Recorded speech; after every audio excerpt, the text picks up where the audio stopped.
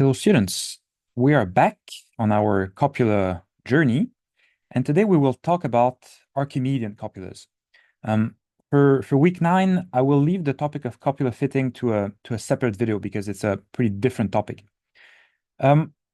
We start as usual with a bit of motivation, and then in this video I'll cover the main topic will be bivariate copulas, and we will bivariate Archimedean copulas, and we'll spend a bit of time on the multivariate case as well. A bit of motivation is this. We saw previously that one way to model the dependence between risks is to use a so-called copula methodology. That is to say, we can choose a specific copula and fit to it our data by maximum likelihood. Now, how to do the fitting, how to find the parameters of the copulas, again, is a topic I'll leave for the next video. And of course, you would then need to check that the fit is good. And here you need to think of copulas the same way you would think of different univariate distributions. Each copula has different features, which then can help you to fit different data sets that have different properties, different dependence properties in that case. Because again, copulas is what we use to fit or to model the dependence in our data. And as we saw, a big important theoretical piece for us was the Sklar's theorem that tells us that choosing the copula can be done entirely separately than choosing the margins. What I mean is if you have a multivariate data set, x1 represents some variable, x2 represents another variable, x3, etc., you can fit the margins, and that's one operation. And when you fit the margins, you don't need to think about the dependence.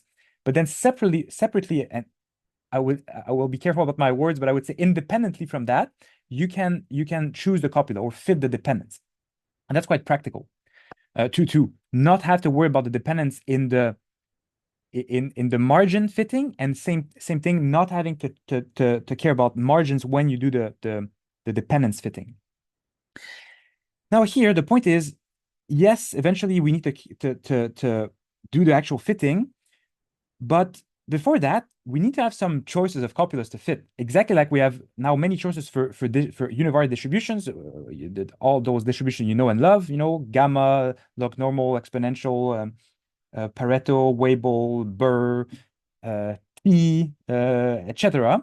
Now we want to have some sort of library like that of copulas that we can then choose when we are at the step of fitting our multivariate model.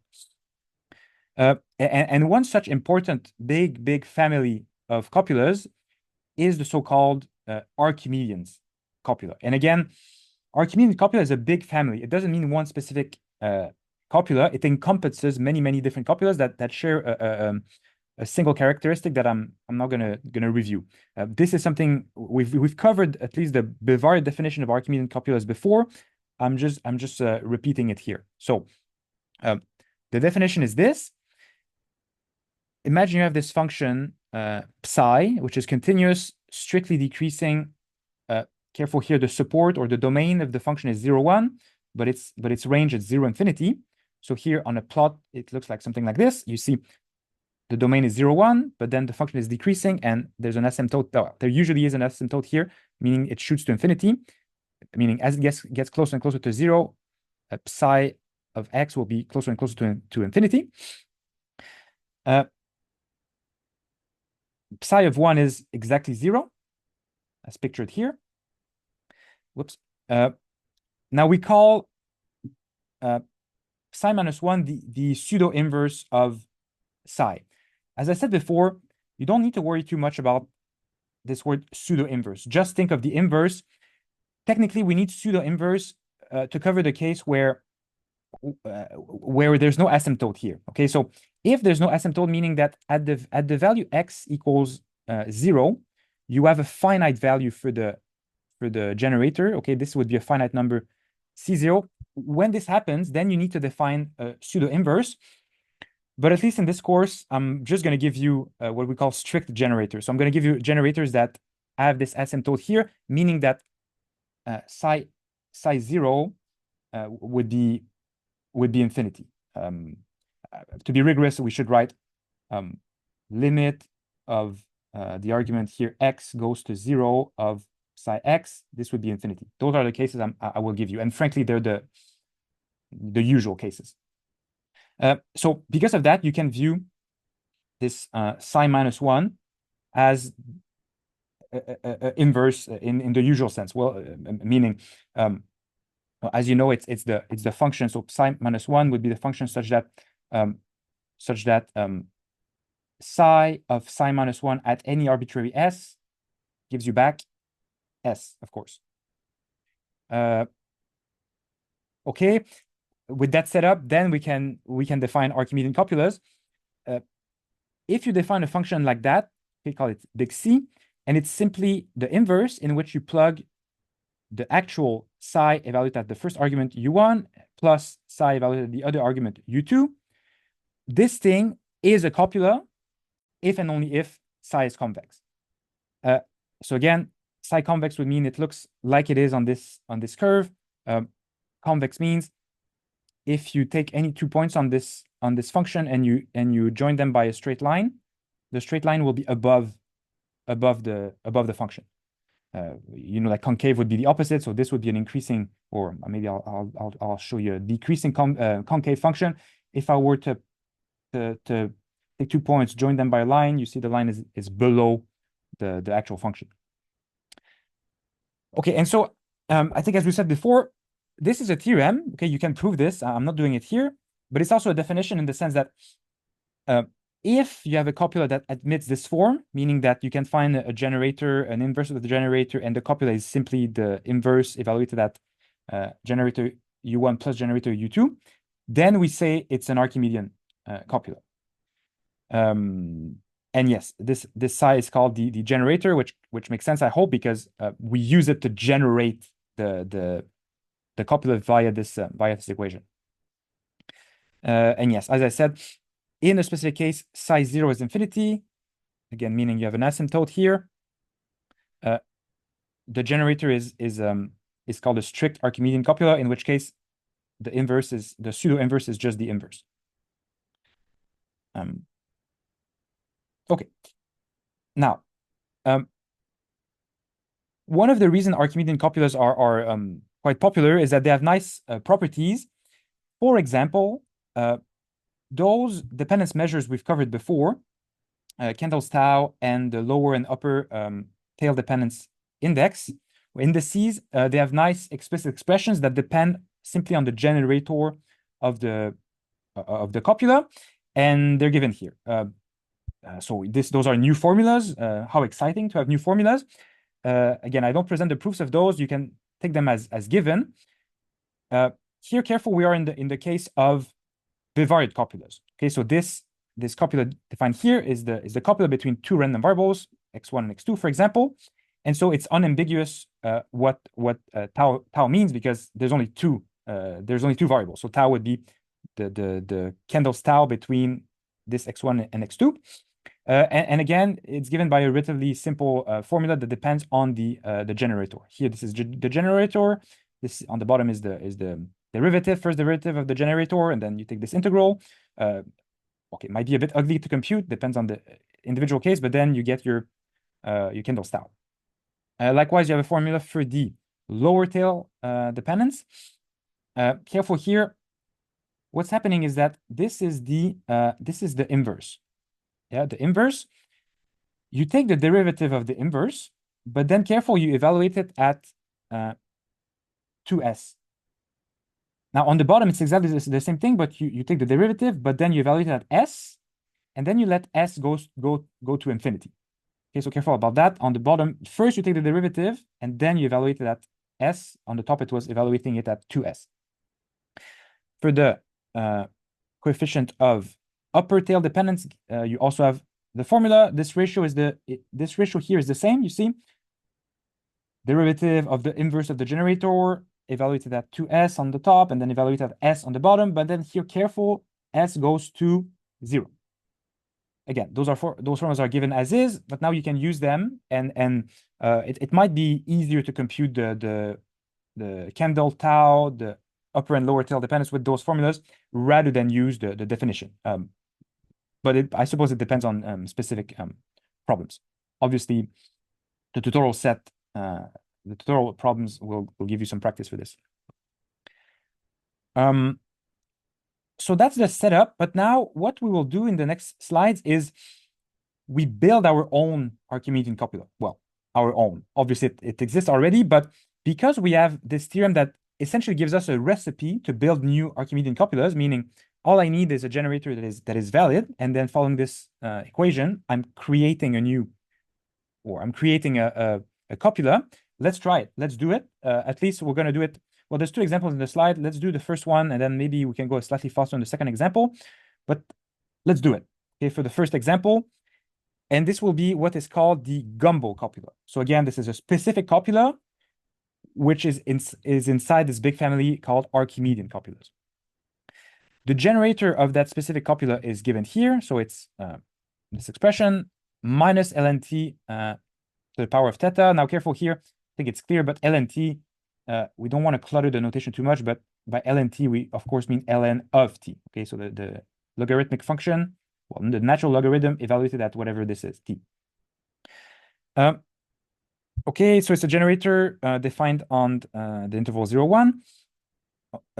Here they ask you, check that it is a proper generator, meaning that it satisfies all the properties we need as given in this theorem. Properties meaning it should be continuous, it should be strictly decreasing, it should be convex, and should take values between 0 and infinity. Let's do it. Let's check those things, although I encourage you to maybe pause the video and do it yourself. While you do that, take a little sip in my Mr. Happy mug. Reminding me to be happy. Okay, continuous. Well, here I don't think there's much to prove. ln t, I think we know it's a continuous function, and then the power is a continuous function. A continuous function evaluated at a continuous function of a continuous function is a continuous function. So this is verified.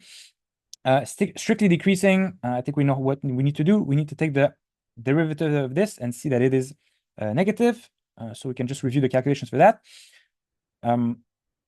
Well, derivative of this, well, you'll have the exponent will be put in front, and then you'll have theta minus 1 here. And then you need to take the derivative of what's inside. Derivative of ln t is 1 over t. So we have this expression. Now, is it negative? Yes, take a second to convince yourself. Remember that t is inside 0, 1. So yes, ln t will be negative. Then you have a negative of a negative. It becomes positive, but then you have this minus here, so it's going to be negative. Now, other thing is to check that it is convex. In case you don't remember, convex, the second derivative should be positive, or at least not non-negative, which is what is checked here. We take the second derivative, and we're going to find that it is indeed positive. Now, here those are not especially hard calculations. Just remember the rule for derivating fractions. Well, first of all, here we're putting minus theta in front. And then when you derivate this thing, okay, derivative of what's on top, then times what's on the bottom. Let's see. Well, you derivate this thing, you're going to have theta minus 1 in front, then the power is going to be theta minus 1 minus 1, theta minus 2. And then you derivate what's here, you're going to get your minus 1 over t. And then don't forget to multiply by the denominator, which is t.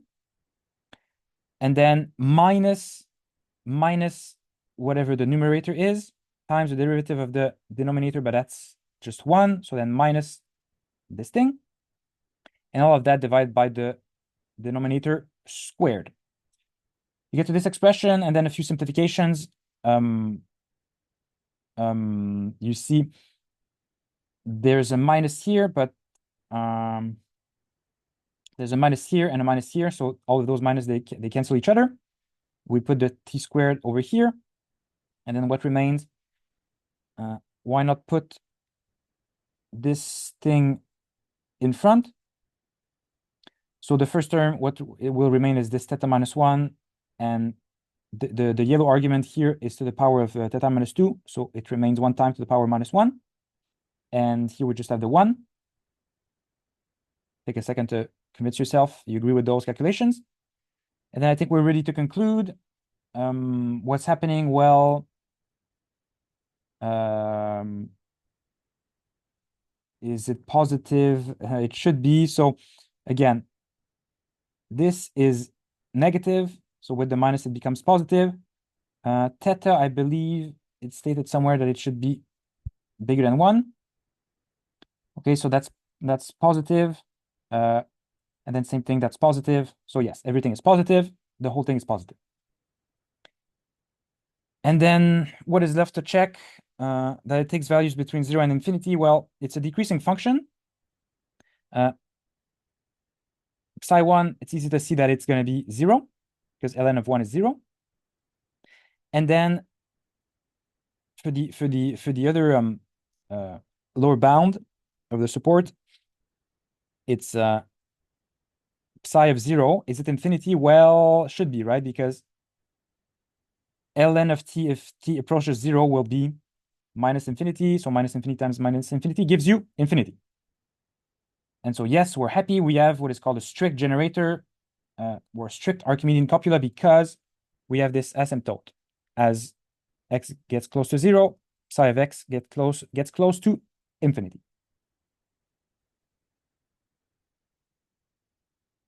Okay, so those so we've shown that we have a valid generator, meaning we can use theorem 1, or it's not called 1, but I don't know why I say 1. I can put a 1 here.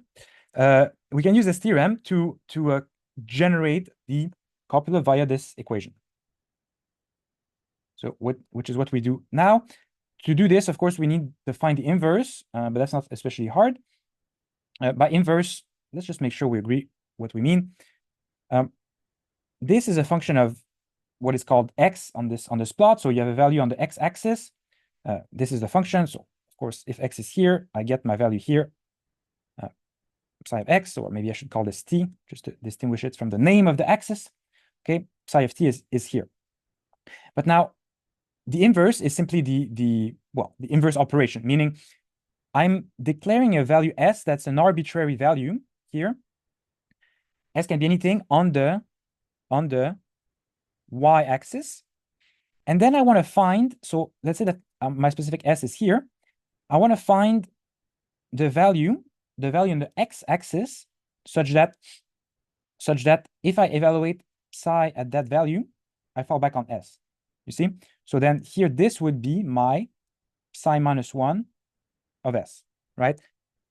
For an arbitrary value on the s-axis, I find the associated value here on the x-axis. And this guarantees, of course, that I have what I want. You see, view this as a number on the x-axis. If you evaluate psi at that number, well, obviously, you're going to fall back on your s. You're going to get s. Now, to find the inverse, the methodology is pretty simple. It's done here. Just set your generator, which is a function of an arbitrary or a generic t, set it equal to a specific, or to an arbitrary s. Okay, you see that's the generator, and then solve for t. So you see this is my arbitrary s. When I solve this for t, I can put just the exponent over here. I mean, you see what I mean. And then you get just minus ln t. So then you can take the exponent. You can put the minus in front, and then take the exponent, and you solve. Okay, and then this t as a function of this arbitrary s I started from, that's the expression of your inverse function.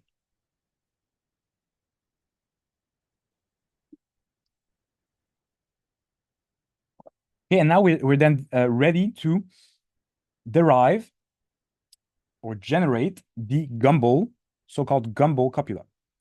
I follow my general formula, which is start with the inverse of the generator, and inside you're going to plug psi u1 plus psi u2. So in this case, recall that my generator was just this this thing, the minus ln t to the power of the parameter theta, but now minus ln of the first argument u1 t, and then plus minus ln u2 to the theta. I plug all of this inside my inverse function. So here S is just a generic name for the argument of the inverse. If inside S I plug everything here, it means, well, I plug, well, you see what's happening. I'm just plugging the green bit inside this function exponential of minus argument to the power of 1 over theta. And that's it. I don't think you can simplify this more. So this expression, which of course is a function of two arguments, u1 and u2, is your copula. Simple as that. This is the general expression for the so-called Gumbel copula.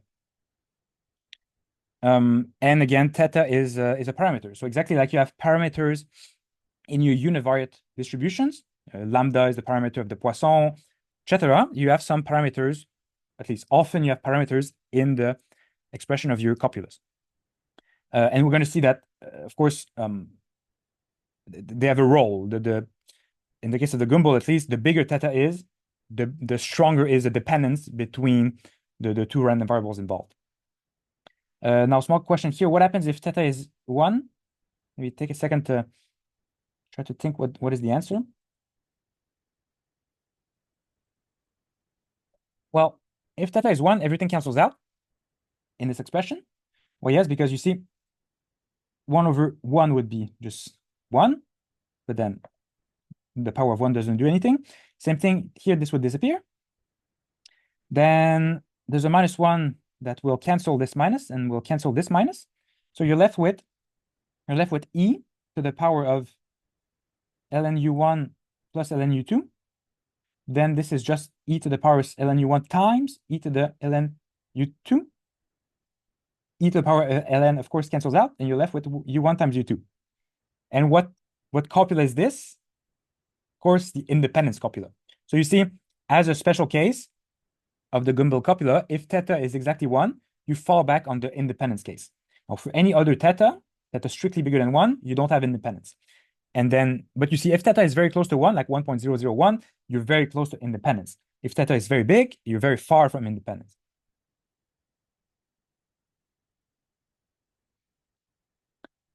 Okay, more calculations.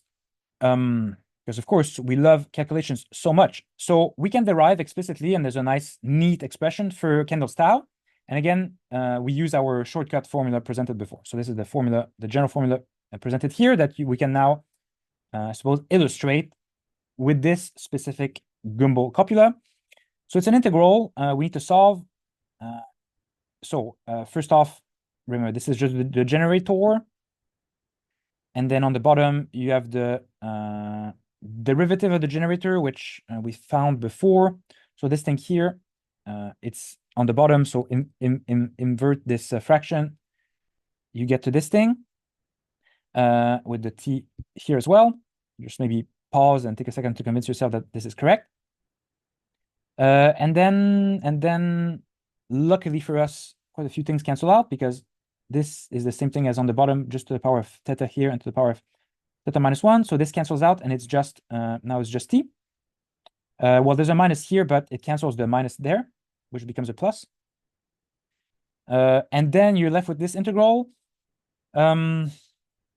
It really seems that here there's no better solution than integration by parts.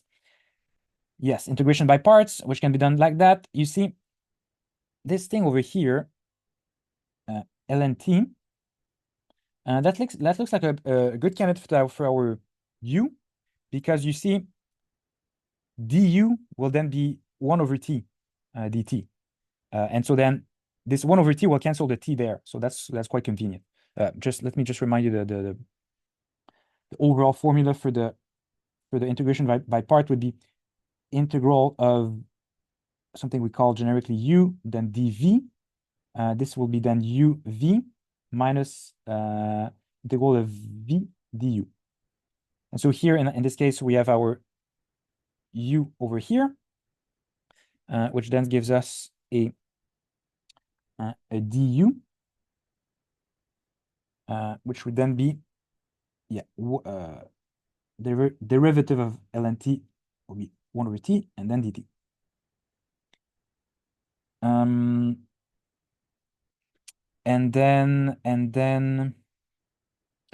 dv is the rest. So dv would be what's remaining over there, t dt. And t dt, that means that if dv is t dt, then v is t squared over 2. Well, yes, because derivate this, you're going to get, well, 2t divided by 2, you're going to get t dt. And so, yeah, and so all is good. You can then apply your formula. Here you have your ln t, which is your u. And then you have your v, which is t squared divided by 2. Obviously, you evaluate them at the both bounds of the integral, 0, 1. And then the other side is just minus the integral of v du. And this, I think I misspoke before. This is what I meant, that it's a nice simplification, because yeah, so your v is just t squared divided by 2, but then your du is just 1 over t, so then you're left with something simple, t over 2 in this case. Okay, so this integral is the easiest integral you've ever seen. This one, you do need a bit more work, I suppose, here, because here you see they just say 0, but I think that's not so obvious, because ln1 is 0, that's fine, but ln 0, that's minus infinity, but then t at 0, that's 0. So minus infinity times 0, it's indeterminate form, which is why on the next slide, I've just added this little step as a little bonus for you. Don't worry, it's all the same price. So ln t times t squared evaluate at 0. Of course, at exactly 0, this doesn't exist, but you know you can just take it. Well, it really means the limit of the expression when t approaches 0, and then you get to this ln t. Here I've written it as 1 over t squared. This is just because then I can use my my Hospital rule, right? Because here, as you know, this would then be indeterminate form, right? Indeterminate form, infinity or minus infinity over if t goes to 0 here, this whole thing will go to infinity. So I have indeterminate form, but I know how to solve this using my Hospital rule, which I think you know very well. I can just take the derivative of this and the derivative of this, and hopefully it resolves my issues. Let's see. Derivative of this will be, of course, just t to the minus 1. This is just t to the minus 2. So derivative will be minus 2 t to the minus 3. And then yes, it does solve all my problems because I get t to the 2 over minus 2. And so here I do get 0. There's no more indeterminate form, and I am happy. Okay, and so this 0 explains the 0 here. And then I believe, yes, I'm done. This integral is easy. And you just simplify and you get to this expression. As promised, it is a simple compact expression, gives you the famous tau as a function of the copula parameter here called theta. And just let's pause for a second. I said the bigger theta is, the more dependence you have. Well, yes, imagine that theta is very large. This goes close to 0, and then you have a tau that is closer and closer to 1. On the other direction, remember the smallest value for theta is 1. And in which case we saw that the copula was the independence copula. And then, yes, that makes sense. If theta is 1, tau is 0, as expected under independence. And as a comment, we cannot have negative dependence then. Under the Gumbel copula, the dependence is either no dependence if we're in the special case of the independence copula, but as long as theta is strictly bigger than 1, we have positive dependence. Stronger if theta is large. Okay, what else is left to calculate? Of course, the tail dependence indices. And again, for practice, we're going to use our shortcut formulas. And in those formulas, we need the derivative of the inverse of the generator. So let's do that. We found the inverse of the generator was over there somewhere. Here, this thing, but it's easy to derivate. By the way, I keep saying derivate. I don't know. I think it's correct, but maybe you prefer if I say differentiate. In my mind, they mean the same thing, derivating and differentiating. Okay, take the first derivative. The first derivative of this thing being given over here. Convince yourself that this is correct, should be. And then the formula is that you start from the derivative, but here on top, you evaluate it at 2s. Okay, so this thing evaluated at 2s becomes, well, 2s here, 2s here. On the bottom, same thing, but you evaluate at s. S here, s here. And then careful that you're taking the limit when s goes to 0. So now we need to see if we have problems here of indeterminate forms. And we don't, because look at this. If s goes to 0, exponential of 0 will be 1. So that's fine. It's going to disappear to be 1. On the bottom, same thing. Okay, so that's not an indeterminate form. And so it just disappears. And then what is left is this. But you see, just the power, you can distribute it to the 2 and to the s, so that the s bit, s to the power of that thing is there, so it disappears. And all you're left with is the 2 to the power of that thing. 2 to the power of that thing, but there's a 2 here, so you're left with 2 to the power of 1 over theta. Again, if I was too fast, take a second to convince yourself that indeed this is the correct expression for the upper tail dependence. And so what's the conclusion? Well, as theta increases, this becomes closer and closer to 1. Well, yes, because if theta is big here, to the power of something closer to 0 will be close to 1. So you have 2 minus something close to 1, you'll have something close to 1. Okay, indicating that we have larger upper tail dependence. This is perfectly coherent with what we saw here, that bigger theta meant stronger positive dependence. But just careful that the tau here doesn't mean specifically upper tail dependence, just means overall positive dependence. But now we have the added conclusion that if theta is big, we have bigger and bigger upper tail dependence. And now I believe there's a picture somewhere. Yeah, okay. In a second, I'll show a picture to illustrate that. For now, let's just compute the lower tail dependence. And spoiler alert, it is 0. You see, it's the same fraction here, but for the lower tail, it's just 2 times this fraction, but then the limit is s go to infinity. Now, what happens here?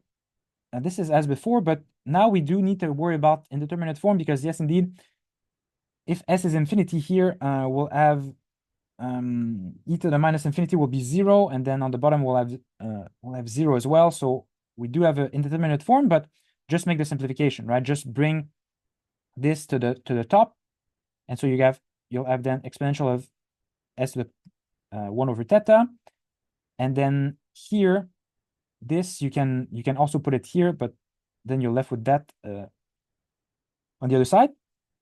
Yes, I think that I believe this works. Of course, yes, there's 2s to the power of 1 theta. It's just 2 over theta times s to 1 over theta. And so now I think this solves our problem, because this is strictly negative. Yeah, theta is positive. 2 over something, 2 to the power of something positive is going to be smaller than 1. So 1 minus something smaller than 1 will be negative. And so then I don't have any problems anymore, because s goes to infinity.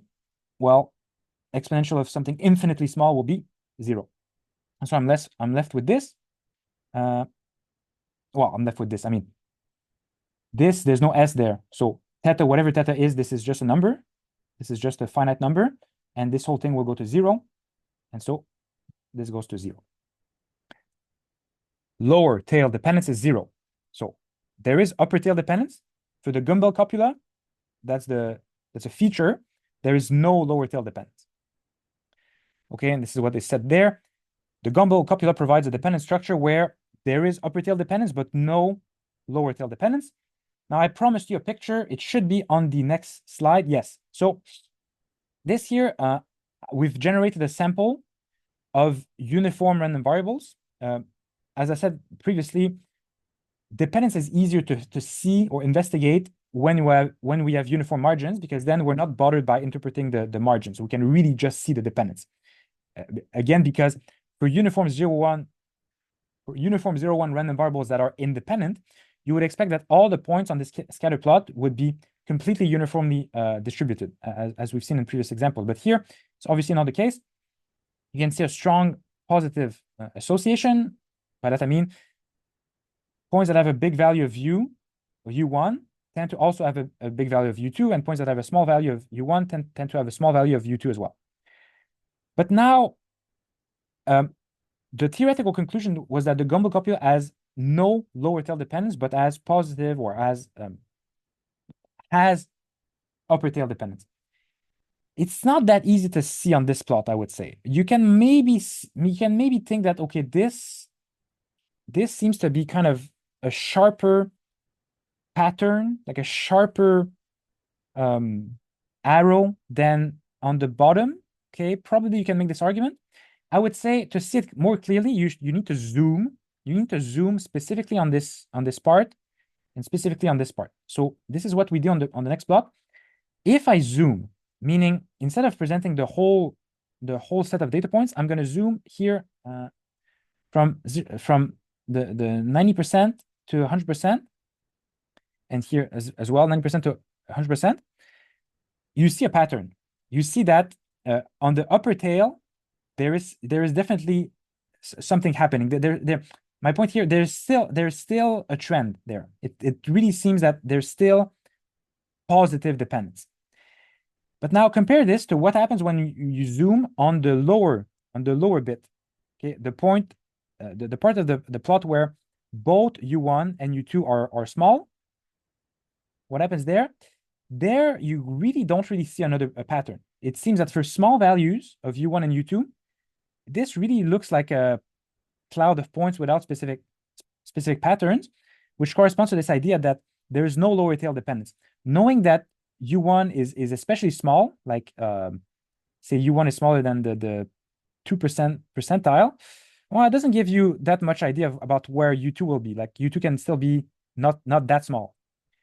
But the same is not true in the case of the upper tail dependence. You see, if I know u1 is really big, by really big, I mean bigger than, here in this case, the 98 percentile, well, then this gives me somewhat good idea that u2 will be very big as well, because you see, there's no points there. Like if I know u1 is on this side, bigger than its 98 percentile, well, it really looks like u2 is also, you see, all the points are here. u2 is also, well, let me just make a line that I ignore this point, right? Not ignore, but you see, for values of u1 that are bigger than this high threshold, all the values of u2 are also bigger than a pretty high threshold here, 96% or so. Okay, which is not the case with the lower tail dependence. Okay, I hope this helps a little bit the interpretation. And then, okay, that was the pretty detailed example of the Gumbel copula, where basically we've derived everything. In the slides, you have the example for the Clayton copula. I'll go slightly faster because here it's again applying the same recipe. We start with the generator. We do all the calculations to find a new copula and derive its important properties like the tail indices. In the case of the Clayton copula, the generator is this. So you see it's a completely different expression. It also has a single parameter, again called here theta. But you see, theta is just the name of the parameter. It's not the same theta as before. It's just the name of the parameter. What matters is the generator, which is, well, different. Okay, so find its inverse function. Again, I think I'll let you to double check those calculations for yourself. I don't think they're especially hard. Just set the generator to a arbitrary argument s, and then solve for t. This gives you the inverse of the generator function of a generic s.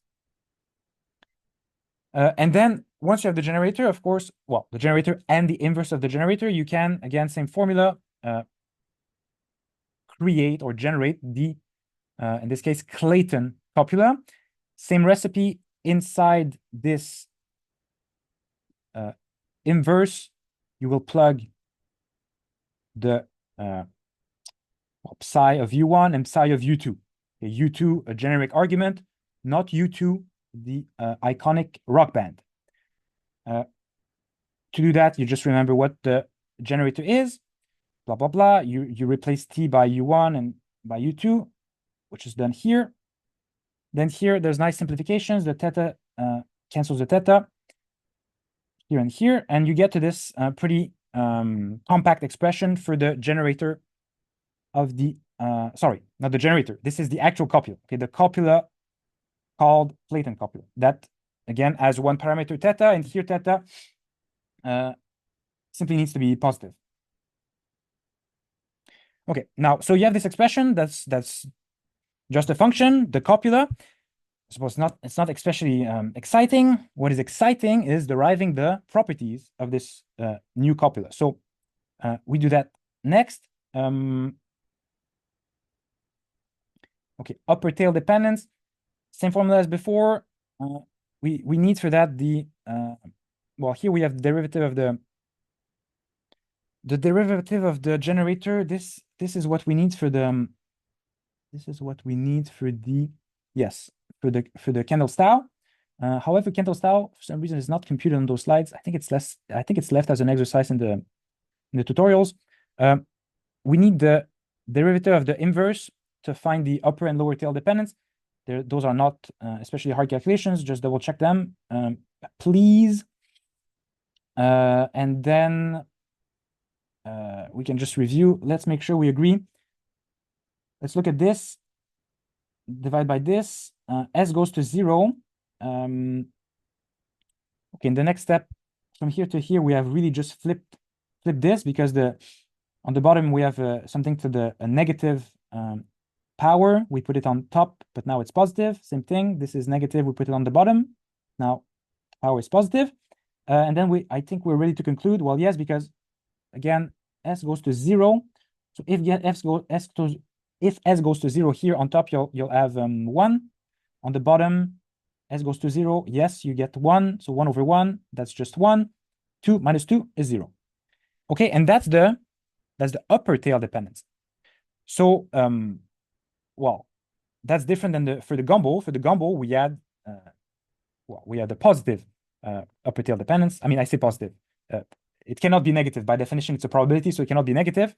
But by positive, I suppose the point is it's not 0. Where is it in the case of the Gumbel? Yes, it was here. Okay, so in the case of the Clayton, we get a 0 for the upper tail dependence, but we don't get 0 for the lower tail dependence, which is computed here. Again, double check those calculations. Here, let me just make sure I explain that when you get to here, you see now S in the expression goes to infinity. But you have 1 plus theta S on the top, and then you have 1 plus 2 theta S on the bottom. Now, theta is strictly positive. So here you have infinity over infinity. But I think you know that you can just drop the 1, because when S is infinite or very, very big, the 1 doesn't do anything to this ratio, and same thing, the 1 doesn't do anything to this ratio. So if you drop the 1, you're going to get theta S divided by 2 theta S. Of course, the thetas cancel, and you get, sorry, the theta S cancels, and you get 1 over 2. If you don't think this is rigorous enough, just do Hopital rule, and you'll get the same thing, because derivative of this will be theta, derivative of this will be 2 theta, and again you're gonna fall to, well, the fraction will be just 1 off. Okay, and then from this, there's no S anymore. So that's the expression. For the lower tail dependence of the Clayton copula, you don't have zero.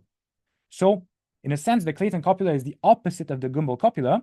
It provides a dependent structure where there is lower tail dependence. However, there is no upper tail dependence. And again, we're going to check on a plot or on a scatter plot that we can see that, which is given here. The Clayton copula, by the way, this is for a specific value of theta 6. I don't think I said it, but in the case of the Gumbel, with a specific value of theta equals to 4.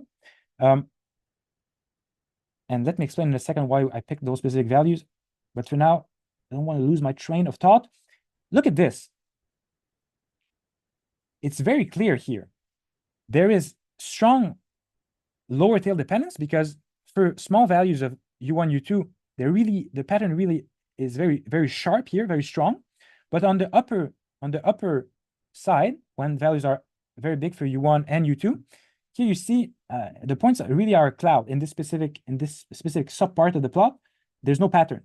You can double check by doing the same thing we did before. Zoom on the upper tail and the lower tail. What's going to happen on the upper tail for values of U1 and U2 that are big? No pattern. This really is a cloud of points. But on the lower end, you still see a sharp pattern. It's still very positive. Okay, when U1 increases, U2 tends to increase. But now back to what I said. Here I'm just telling you for the Clayton copula with a specific parameter here, theta equals 6. Believe me, tau is 75%, and it's the same for the for the Gumbel. The Gumbel for when theta is 4, tau is 0.75. So here I want to compare the comparable. I'm giving you a theta or a parameter that in both cases gives you the overall measure of dependence tau to be the same. But you see the pattern of dependence is very different. In the case of the Gumbel, you have some upper tail dependence and no lower tail dependence. And in the case of the Clayton is the total opposite. Okay, even though both those copulas for those specific values of the parameters have the same overall dependence. The tau is the same. So that's for the Clayton copula. And now lastly, we don't do the derivation for the Frank copula, but we give it to you as an extra resource, I suppose. For a certain generator given here, you can follow the same procedure we've done, find the inverse of the generator, plug the formula.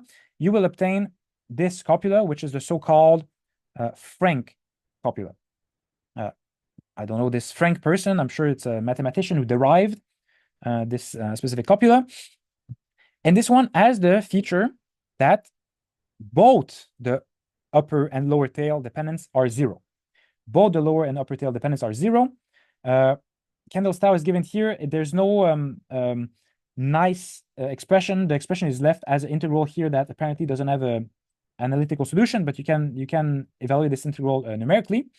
And here we don't do the derivations, but of course the dedicated student can, as extra practice, calculate all we need, the derivative of the side, the inverse, the derivative of the inverse to double check that those formulas are correct.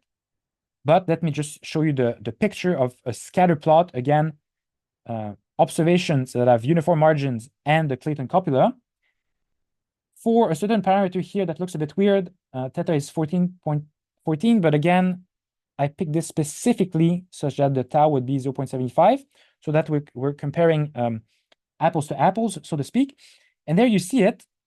Although overall there is a strong positive relationship, specifically on the tails, there's not much to be seen here. There's no pattern that is specific to the upper tail or the lower tail. And I believe that's the last slide for the for the bivariate Archimedean copula. So by bivariate, obviously I mean in this section we were investigating copulas that describe the dependence between two random variables, call them generically x1 and x2. But now there is a relatively small section called multivariate. So this is dealing with the case of k random variables where k is bigger than 2. And this is actually one of the big advantages of Archimedean copulas. They're very neatly extendable to the general multivariate case. With really the same methodology or method to build a bivariate Archimedean copula, you can usually build a multivariate copula in arbitrary dimensions. So k could be whatever you like. But careful, for this to work, you need the generator. So the same generator you have in the bivariate case, you need this generator to have one additional property. So it's not necessarily every generator that worked in the bivariate case that will work in the multivariate case. But you need one additional property, which is a bit technical, but it's given here. Let's simply review the property. It has a specific name. It's called complete monotonicity. Okay, so we need actually, I think that's a small typo. Yeah, I mean, it's not the end of the world, but in fact, we need the inverse of the generator to satisfy this. Okay, but here I suppose to be rigorous or clear, I'm going to put the -1 here. I mean, this is something we require for the inverse of the inverse of the generator, but this is it's not really a mistake because it's stated correctly here. It's stated correctly here in the theorem. But first things first, what is this complete monotonicity thing? It's simply a definition. Let's review it. A function here generically called GT is completely monotonic. And by the way, this has nothing to do with the comonotonic copula. Okay, so this is a totally different notion. It has a similar name. So complete monotonicity, okay. GT is completely monotonic on a certain interval generically called J here. If it is continuous there, okay, continuous on that interval, and as derivatives of all orders that alternate in sign, what we mean by that is this. Okay, for n equals 0, 1, 2, 3, etc., this needs to be verified. What is this? It's just a mathematical formulation of derivatives that alternate in sign. Well, yes, because you see,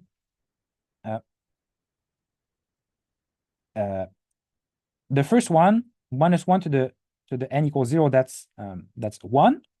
-1 to the 1, that's -1. -1 to the 2, that's 1. -1 to the 3, that's -1, etc. So you see, this thing alternates in sign, and here this is simply the nth derivative of the function GT. I mean, when n is 0, this does nothing.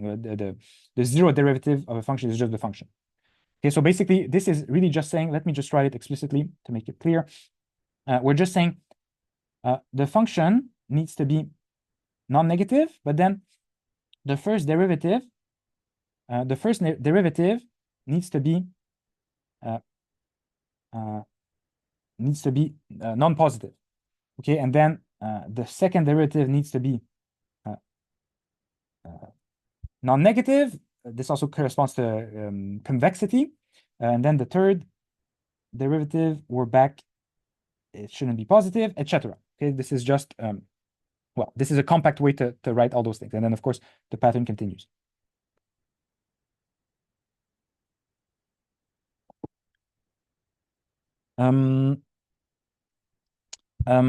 Okay, so that's the definition of a function being completely monotonic.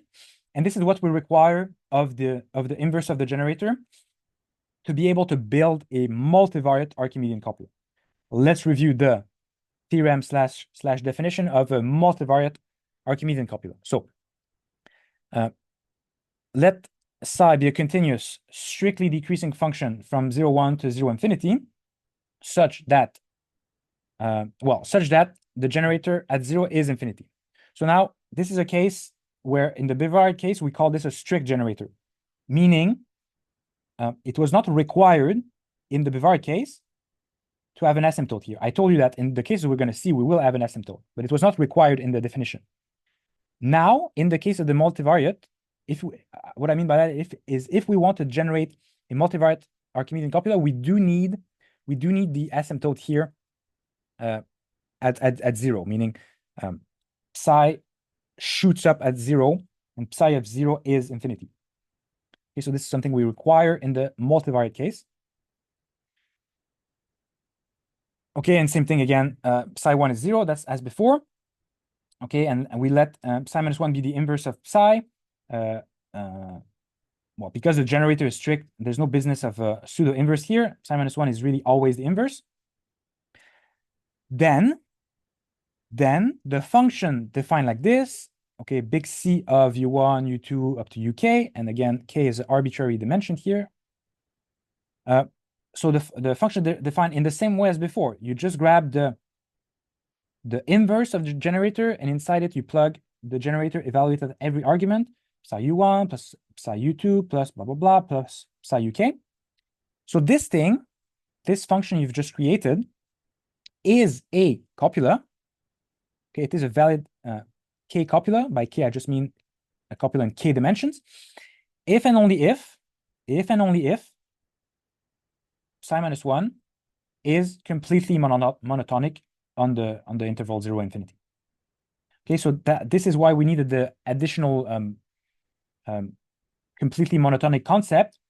That's what we need. If the inverse of the generator is completely monotonic, then here, yes, we have a valid copula in k dimensions. Again, k can be whatever, 2, 3, 4, 5, 6, up to whatever number you want. Okay, and that's quite nice because now we have a way to create copulas in whatever dimension you want. Maybe you're investigating a complex portfolio of assets. You have dozens or even hundreds of assets in your portfolio. You'd like a copula that can deal with such a big number of random variables.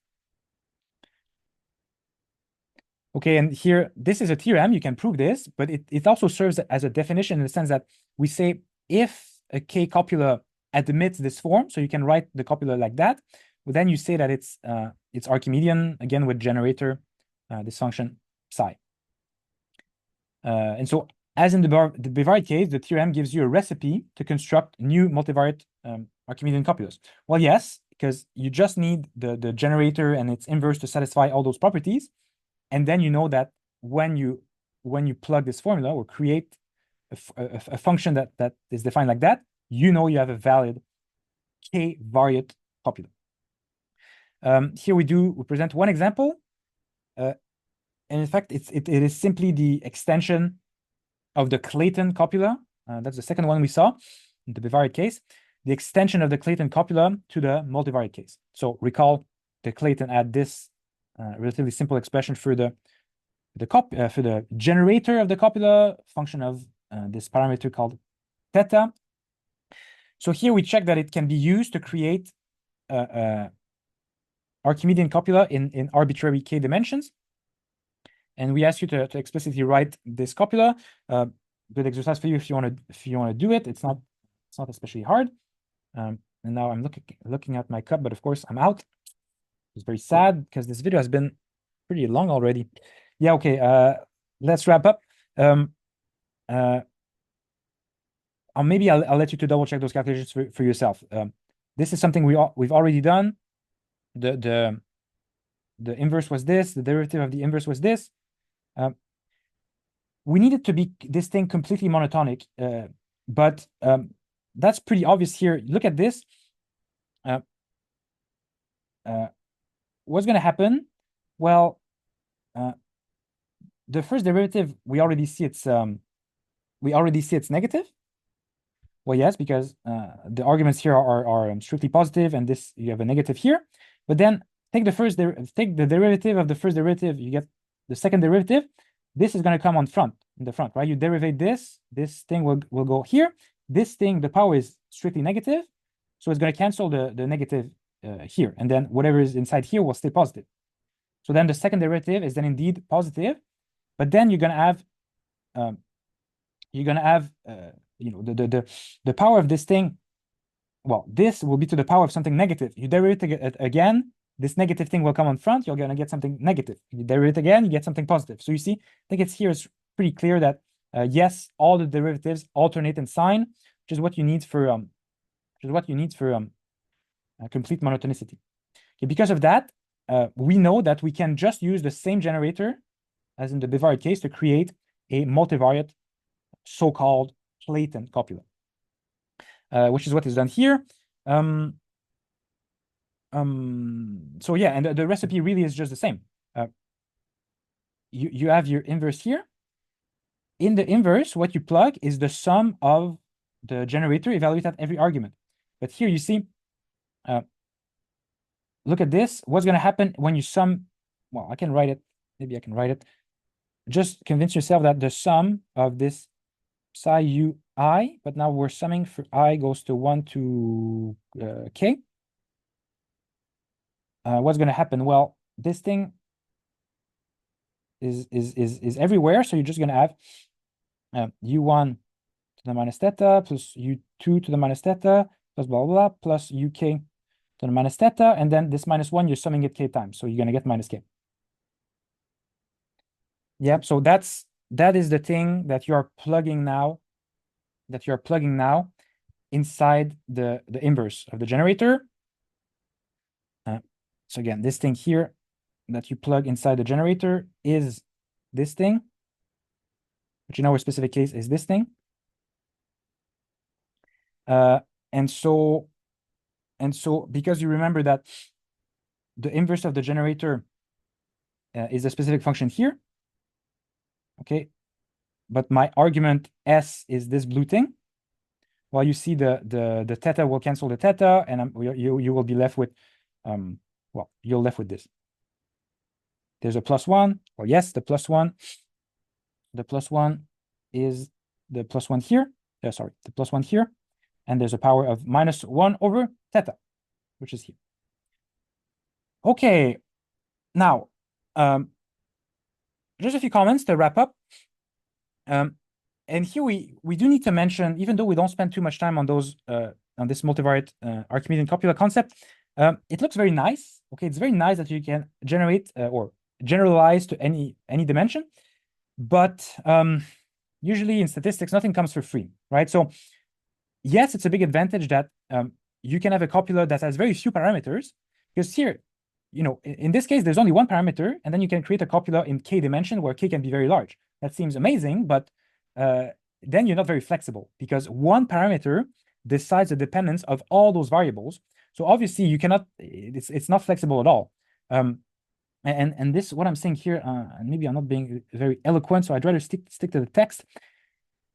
Yes, those copulas are rather inflexible for a vector x1, x2, blah, blah, blah, up to xk with Archimedean copula. The dependence within every pair is the same. Well, yes, because you have one parameter or you know, a handful that is gonna describe everything, but in particular, it's describing the dependence between x1 and x2, x1 and x3, x1 and x4, x1 and x5, etc. So I suppose here this probably needs to be proven. It's maybe not that self-obvious. I'm pretty sure there's a tutorial exercise about this, but let's just try to understand what I mean here. You're not allowed in Archimedean copula to have a strong dependence between, say, x1 and x2, and then a weak dependence between x1 and x3. That's just not allowed. The dependence between every pair will be the same. In fact, the dependence between any subset would be the same, right? I could have said the same thing of triplets. You know, I could have told you the dependence between xi, xj, and x whatever. I'm running out of letters here, but let's call this xl. The dependence between this triplet and any other triplet within your k variables is the same, right? A word for that, I guess it's a technical word, but it's exchangeable. We say that the dependent structure is exchangeable. Take any subset of variables, they have the same dependence. But again, that's very inflexible, because if you have a portfolio of assets, for example, right? It's just an example, but maybe you have two assets that are very strongly dependent, but another pair that's not that strongly dependent, and another one that's moderately, or, you know, so yes, there is no free lunch. Yes, it's convenient to have very few parameters, but you lose flexibility. Compare this Archimedean copula to the Gaussian copula. Now, the Gaussian copula, remember, there was one parameter for every pair of observations. So this provided much more flexibility to model the dependence within different pairs, because you had literally one parameter for every pair. But that's obviously a lot of parameters to estimate in practice. So you cannot really have your cake and eat it too. If you want parsimony, a small number of parameters, you're not going to be very flexible in the types of dependence structure you can accommodate. Now, just for your information, so-called nested Archimedean copulas are a popular extension of Archimedean copulas that try to solve this problem. I'm not going to cover it here, but in essence, you have Archimedean copula whose arguments can be other Archimedean copulas. So this is why it's called nested. You have an Archimedean copula within another Archimedean copula within another Archimedean copula. It gets a bit complicated, but then you can solve the problem that you're more flexible then. Another very popular extension of well, another popular type of copula is the so-called nested sorry, it's called vine copula. Sorry about that. Vine copulas. You can Google that if you're interested. It's another relatively recent copula methodology that tries to build relatively complex or can be quite complex dependent structure, but with not too many parameters. But anyway, now I'm getting out of scope, I suppose. I better stop talking because this video has been pretty long already. Thank you so much to have followed up to here. The topic of copula fitting is very important as well, but it's going to be a different video for that. Actually, probably two videos. One will cover the theory, and one will cover the copula fitting actually in R to make it a bit more concrete. But for now, I will stop talking and let you enjoy the rest of your day, I hope. And I'll see you soon, maybe in class or in the next video. So bye-bye for now.